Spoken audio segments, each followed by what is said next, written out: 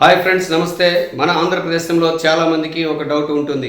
అదేంటంటే, అరే మనకి ఆరోగ్యశ్రీ కార్డులు ఉంటుండగా, లక్షల కొద్దీ ఫ్రీగా ట్రీట్మెంట్ అందుతుండగా, మనకి వేల కొద్దీ పే చేసి హెల్త్ ఇన్సూరెన్స్ తీసుకోవాల్సినటువంటి అవసరం ఏముందని చాలామందికి ఒక డౌట్ వస్తుంది.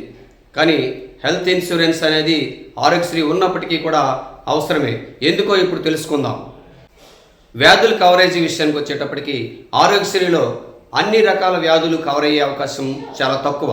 ప్రభుత్వం లిస్టెడ్ చేసినటువంటి కొన్ని జబ్బులకు మాత్రమే ఆరోగ్యశ్రీ వర్తిస్తుంది, లేదా కొన్ని ఆపరేషన్లకు మాత్రమే ఆరోగ్యశ్రీ వర్తిస్తుంది. కొంత అమౌంట్ పరిధి ఉన్నంత వరకే ఆరోగ్యశ్రీ వర్తిస్తుంది. అలాగే ఈ ఆరోగ్యశ్రీ ద్వారా ఆపరేషన్ ఇలాంటివి చేసుకోవడానికి పర్మిషన్ తెచ్చుకోవడానికి కూడా చాలా ఎక్కువ టైం పట్టేస్తుంది. ఈలోగా పుణ్యకాలం దాటిపోయే అవకాశం కూడా ఉంటుంది. అదే హెల్త్ ఇన్సూరెన్స్ తీసుకుంటే ఆ సమస్య ఉండదు. చాలా వరకు మనకి 2 years వెయిటింగ్ పీరియడ్ కొన్ని జబ్బులకు ఉంటుంది. ఆ జబ్బులు 2 years దాటిపోయిన తర్వాత మాత్రం 99% ఆఫ్ డిసీజెస్కి లేదా ఆపరేషన్స్కి హెల్త్ ఇన్సూరెన్స్ అనేది మనం ఎంత కవరేజ్ వరకు అయితే తీసుకుంటామో అంత కవరేజ్ వరకు వర్తిస్తుంది. ఉదాహరణకి కొంతమంది 10 lakhs తీసుకుంటారు, కొంతమంది 20 lakhs తీసుకుంటారు, కొంతమంది అన్లిమిటెడ్ కూడా తీసుకున్న వాళ్ళు ఉన్నారు.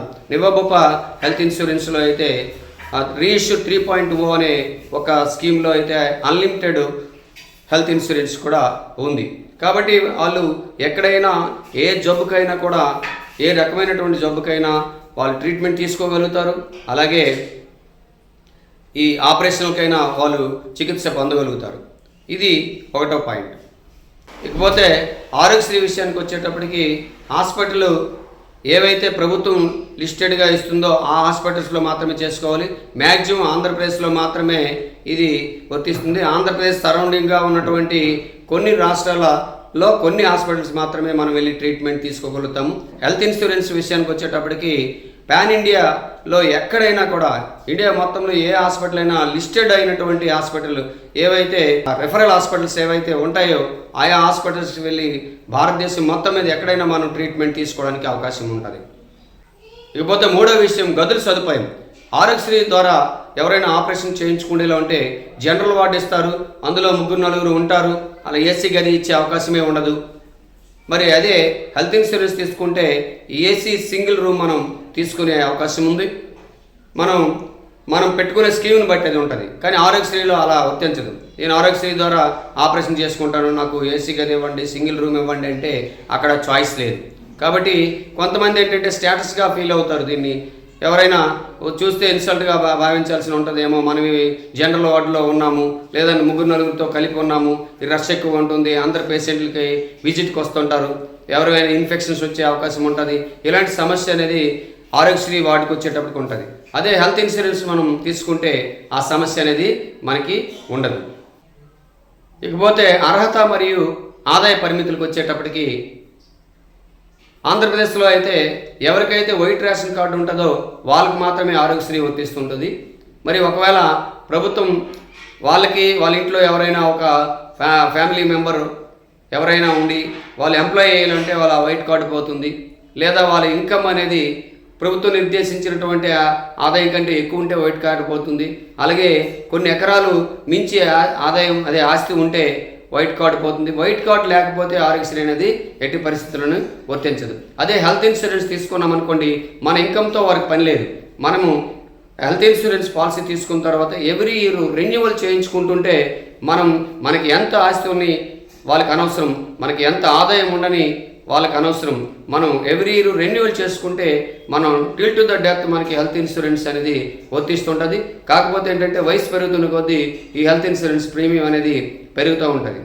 కాకపోతే ఇప్పుడు ఏంటంటే యాడాన్ అనేది ఒకటి వస్తుంది. కాబట్టి ఎవరైనా హెల్త్ ఇన్సూరెన్స్ వాడకపోతే ఎవ్రీ ఇయర్ 10 అలాగా 1 crore వరకు కూడా అవి యాడ్ అయిపోతూ ఉంటాయి. మరి అటువంటి పాలసీలు కూడా ఇప్పుడు కొత్తగా వచ్చాయి. లేదా కొంతమంది అన్లిమిటెడ్ తీసుకుంటే అన్లిమిటెడ్ వాళ్ళకి ఎంత ఖర్చు అయినా కూడా ఇన్సూరెన్స్ కంపెనీయే పెట్టుకోవాలి. మరి అటువంటి సదుపాయాలు అనేవి హెల్త్ ఇన్సూరెన్స్లోనే ఉంటాయి, కానీ ఆరోగ్యశ్రీలో అటువంటి సదుపాయాలు ఉండవు. అలాగే ప్రభుత్వం మారినప్పుడు కొన్ని జబ్బుల్ని లిస్ట్ తగ్గించవచ్చు. లేదా అంటే సాధారణంగా ఆరోగ్యశ్రీ అనేది తీయడం మ్యాక్సిమం జరగదు. ఒకవేళ తీసేయాలన్నా అది ప్రభుత్వం చేతిలో ఉంటుంది. కానీ హెల్త్ ఇన్సూరెన్స్ అనేది మనం ఇండివిజువల్గా కట్టుకున్నది కాబట్టి మన ఎవరు ఆపే ప్రసక్తే లేదు. మనం ఆగాల్సినటువంటి అవసరం కూడా లేదు. మనకు డబ్బులు ఉన్నంత వరకు మనం రెన్యువల్ చేసుకుంటూ మనం ఆ సదుపాయాలను ఉపయోగించుకోవచ్చు. 5వ point, pre and post hospitalization. ఇక్కడ ఆరోగ్యశ్రీకి వచ్చేటప్పటికి ప్రీ అండ్ పోస్ట్ హాస్పిటలైజేషన్ సంబంధించి చాలా తక్కువ సదుపాయాలు ఉంటాయి. కొన్ని వాటికైతే అసలు సదుపాయాలు చాలా తక్కువ. కానీ హెల్త్ ఇన్సూరెన్స్కి వచ్చేటప్పటికి ప్రీ అండ్ పోస్ట్ హాస్పిటలైజేషన్ అంటే హాస్పిటలైజేషన్ ముందు 60 రోజుల నుంచి మనం ఏమైనా టెస్టులు చేస్తామా అవి రకరకాల స్కానింగ్లు కానీ ఏవి చేసినా కూడా వాటికి వర్తిస్తుంది. అలాగే హాస్పిటలైజ్ నుంచి బయటకు వచ్చిన తర్వాత పోస్ట్ హాస్పిటలైజేషన్ కూడా 180 డేస్ వరకు కొన్ని కంపెనీలు ఏంటంటే వాళ్ళకి అయ్యేటటువంటి మందుల ఖర్చులు ఇవన్నీ కూడా ప్రొవైడ్ చేస్తుంటాయి. సో ఇది ఫ్రెండ్స్, ఆరోగ్యశ్రీ ఉన్నప్పటికీ కూడా హెల్త్ ఇన్సూరెన్స్ అనేది తీసుకోవడం అనేది ఎంత అవసరం అనేది మీకు ఇప్పుడు తెలియజేశాను. రెండు ఉన్నా కూడా నష్టమేం లేదు. ఒక ఆరోగ్యశ్రీ మనకు వర్తిస్తుంది కదా, మనకు వైట్ కార్డు ఉంది కదా అని హెల్త్ ఇన్సూరెన్స్ తీసుకోవాల్సిన లేదు అని అనుకోవడం మాత్రం పొరపాటు. కానీ ఆరోగ్యశ్రీ మాత్రం పేదల పాలిట ఒక వరం లాంటిదే. పూర్తిగా అంతకుముందు ఏంటంటే ఏ జబ్బు వచ్చినా కూడా కార్పొరేట్ హాస్పిటల్కి వెళ్ళాల్సి వస్తే వాళ్ళు పూర్తి స్థాయిలో వాళ్ళే అమౌంట్ పే చేయాల్సి వచ్చేది. ఇప్పుడు కొన్ని రకాలుగా మాత్రం అది ఉపయోగపడుతుంది. కానీ అది ఉందని హెల్త్ ఇన్సూరెన్స్ తీసుకోకపోతే మనం బైక్ తీసుకున్నప్పుడు కంపెనీ వాడు ఏదో చిన్న హెల్మెట్ ఇచ్చాడని మనం హెల్మెట్ ఉంది కదని స్పీడ్గా డ్రైవ్ చేసుకొని వెళ్ళిపోతే మాకేం అవ్వదని అనుకున్నట్టే ఉంటుంది. కాబట్టి ఆరోగ్యశ్రీ ఉన్నప్పటికీ కూడా హెల్త్ ఇన్సూరెన్స్ కూడా తీసుకోవడమే ఉత్తమమని, అది కూడా ఎఫర్డబిలిటీ మీకు ఎవరికైతే స్తోమత ఉంటుందో వాళ్ళే, కట్టలేని వాళ్ళు నెలకు ఒక 10,000 15,000 జీతం వచ్చిన వాళ్ళైతే కట్టలేరు. మనం ఇప్పుడు మాట్లాడుకుంటుంది ఎక్కువగా నెలకు ఒక 50,000 ఆ రేంజ్లో జీతాలు వచ్చిన వాళ్ళు మాత్రం ఒక హెల్త్ ఇన్సూరెన్స్, ఒక టర్మ్ ఇన్సూరెన్స్ కట్టుకోవడం మంచిదని తెలియజేస్తూ సెలవు. నమస్తే.